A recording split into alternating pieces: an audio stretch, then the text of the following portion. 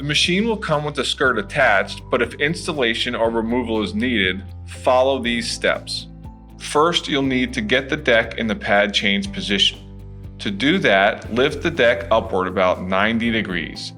At this point, the tilt latch will engage and hold the deck up.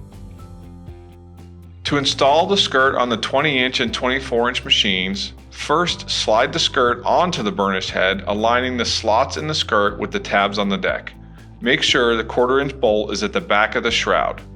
Tighten the 1/4-inch bolt until the skirt is snug around the deck but also floats up and down freely.